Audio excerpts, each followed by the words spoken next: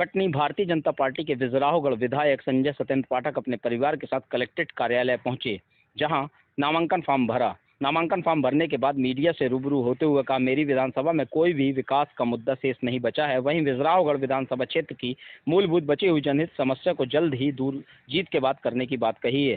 साथ ही सबसे बड़ी समस्या बिजली समस्या है, जिसे हर गांव में खेत तक बिजली खंभा लगाकर बिजली समस्या को दूर करने का प्रयास किया जाएगा। देखें और विजराहोगढ़ विधायक संजय सत्येंद्र पाठक ने क्या कहा। देखिए, मुद्दे मेरे विधानसभा में कोई भी बड़ा विकास का मुद्दा नहीं बचा है।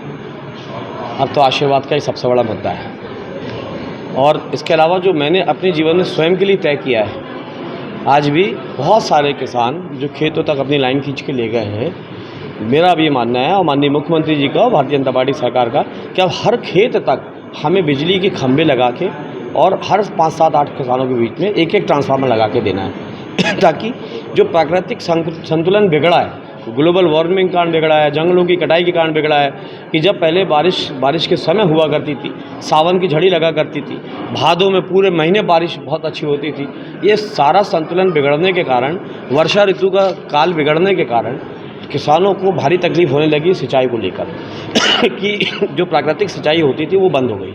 तो इसीलिए सिंचाई की सुविधाओं को और बढ़ाना अभी भी है, लेकिन अब जो हमारी बरगी की नहर नर्मदा जी की पहुंच गई है विजयराघवगढ़ में, मेरे ख्याल से साल भर के अंदर वो भी कंप्लीट हो जाएगी। बरगी नहर से माइक्रो लिफ्ट इरिगेशन सिस्टम के माध्यम से एक एक खेत तक पानी पहुंचाना है।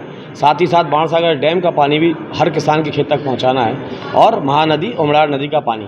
तो ये 2 बड़ी योजनाएं हमारी इस बार रहेंगी कि हम हर खेत तक, ये बहुत बड़ा लक्ष्य है, ये 5 साल में पूरा करना भी अपने आप में बहुत बड़ी बात होगी, क्योंकि हर खेत तक पानी पहुंचाने का मेरा स्वप्न है कि हर खेत तक पानी मैं पहुंचा दूं, हर खेत तक बिजली लगा दूं, हर 5-7 किसानों के बीच में ट्रांसफार्मर लगा दूं।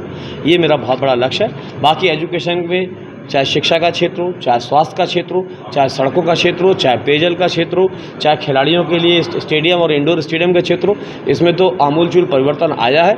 बहुत विकास के कार्य हुए, कोई भी बड़ा कार्य शेष बचा नहीं है। लेकिन मूलभूत सुविधाएं जो होती हैं सतत चलने वाली प्रक्रिया होती है।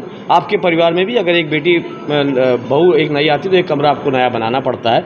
उसी प्रकार जैसे जैसे संख्या बढ़ती है, गांव बढ़ता है, शहर बढ़ता है, तो मूलभूत सुविधाएं भी बढ़ाना पड़ती है, चाहे सड़क, बिजली, पानी, स्कूल, कॉलेज, बारात घर, ये सब चीज़ें। तो ये तो जीवन भर चलेगी और कितने भी चुनाव हो जाएँ, ये मूलभूत की रेगुलर डेली चलने वाली जो चीज़ें हैं ये तो बढ़ती जाएंगी हर समय।